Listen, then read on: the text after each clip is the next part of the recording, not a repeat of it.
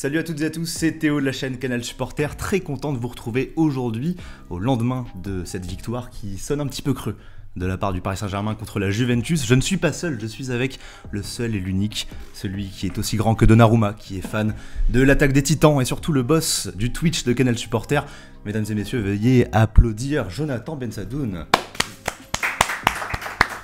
Il y a du public, voilà. Quelle intro. Et oui, au lendemain de cette qualification, mais au goût amer. Finalement, c'était pas forcément le match qu'on attendait. Bah oui et non. Oui et non, c'est-à-dire, alors je vais expliquer pourquoi. Parce qu'en soi, je suis pas spécialement surpris par le niveau du PSG. Parce que de toute façon, tu vois bien que Paris a été en difficulté contre Troyes, en difficulté contre Brest, au Parc des Princes. Paris a encaissé 7 buts en 6 matchs de Ligue des Champions. Les difficultés dans le jeu et les difficultés défensives du PSG qu'on a pu voir ce mercredi contre la Juventus, il n'y a pas vraiment de surprise. On voit beaucoup de réactions aussi sur les réseaux sociaux avec beaucoup de gens qui affirme que le Paris Saint-Germain n'a pas fait le taf contre la Juventus, que les regrets, on a l'impression que c'est sur les 5 dernières minutes qu'il fallait se réveiller et que Christophe Galtier aurait dû transmettre le message, etc. Pas forcément d'accord avec ça. Les regrets, on peut les avoir justement sur la globalité de cette phase de groupe. Non, c'est clair. Après, mieux vaut avoir des remords que des regrets, comme dirait les grands Big Foley.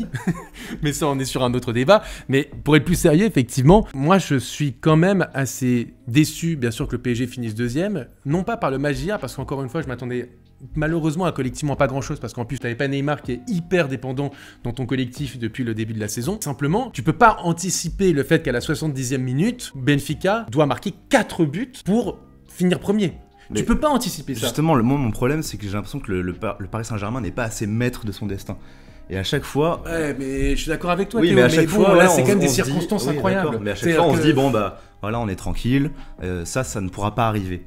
On l'a vu année après année, tout peut arriver avec le Paris Saint-Germain, y compris une remontada à distance où Paris ne joue même pas. Non, mais... Et si tu veux être maître de ton destin, tu gagnes les matchs les plus importants, à savoir contre Benfica, qui est ton rival principal. Mais ça, je suis d'accord. Quand tu vas à Turin, c'est pour gagner. Tu vois bien que l'analyse de toutes les personnes avant le match, c'était clair. C'était de dire... Tu fais le job, tu gagnes. Tu fais le job, personne t'a dit, il faut que Paris gagne avec un certain nombre de buts pour éviter que...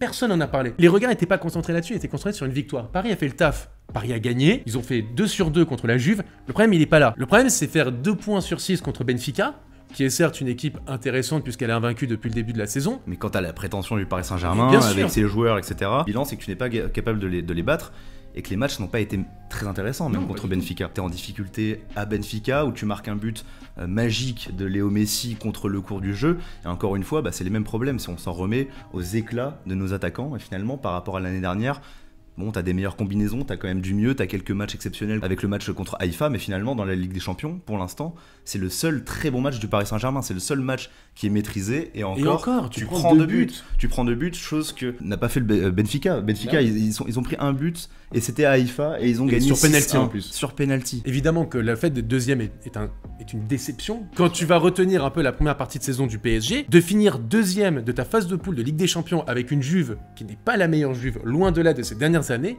le Maccabi Haïfa et Benfica, oui, c'est un échec à un moment. Il faut dire les termes. Maintenant, il faut le comprendre, cet échec. Pour moi, c'est pas contre la Juve. La Juve, tu fais le taf à l'aller au retour, tu gagnes les 2 matchs. Tu ne peux pas faire ce que tu as proposé contre Benfica et prendre 2 points sur 6. Et c'est là. Ouais, je suis d'accord, les regrets sont là pour moi. Et même de façon générale, le PSG n'a pas été souverain dans 90 minutes dans chacune de toutes ses confrontations. Même la Juventus, on l'a vu hier, c'est le même résultat que lors du match aller. Pourtant, comparer la Juventus d'hier et celle du match aller, le match aller, ils étaient nuls.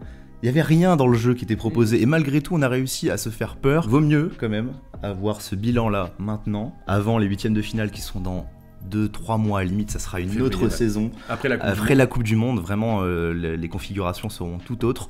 Vaut mieux avoir ce bilan et savoir ce qu'il faut corriger maintenant. En plus, t'as pourquoi pas un petit mercato d'hiver qui peut aussi te permettre d'aller choper un joueur. T'as pas le choix, de toute façon. Voilà. T'as pas le choix en défense centrale, t'es obligé. En défense centrale, c'est trop fébrile. Que dès que la MNM n'est pas au complet, ça ne marche pas, que Sarabia... même s'il a fait une très bonne saison au Sporting, il n'a pas l'influence d'un Neymar, etc. Carlos Soler, c'est pareil. Ekitike, il a beaucoup trop à confirmer. Ça peut pas être le seul profil de neuf juste derrière eux. Ce genre de conclusion, d'habitude, on les fait au mois de mars. Et là, au moins, on sait ce qu'il faut corriger, alors que par exemple l'année dernière, quand on finit 2e contre City, on se dit, bon bah voilà, c'est l'énorme City, on gagne tous nos matchs avec Mbappé à la fin, on s'alarmait pas plus que ça. C'était l'arbre qui cachait la forêt. Voilà, exactement. Là, on sait ce qu'il y a à corriger. Voilà, donc on va essayer de partir sur cette note un petit peu positive. Pour vous, est-ce que Paris aurait dû mettre les bouchées doubles contre la Juventus, ou est-ce que, comme pour nous, vous pensez que le problème est plus général dans cette phase de groupe? Un petit mot de la fin, peut-être. Un petit like et abonnez-vous, voilà, tout simplement. On a passé les 25 000 en plus. Voilà. 25 000 abonnés. 25 000 abonnés, 25 000 merci. Cette phrase n'est pas du tout originale et on va se quitter là-dessus. En tout cas, merci pour votre attention. C'était Théo et Joe pour vous servir. On se retrouve très bientôt. Ciao tout le monde. Ciao.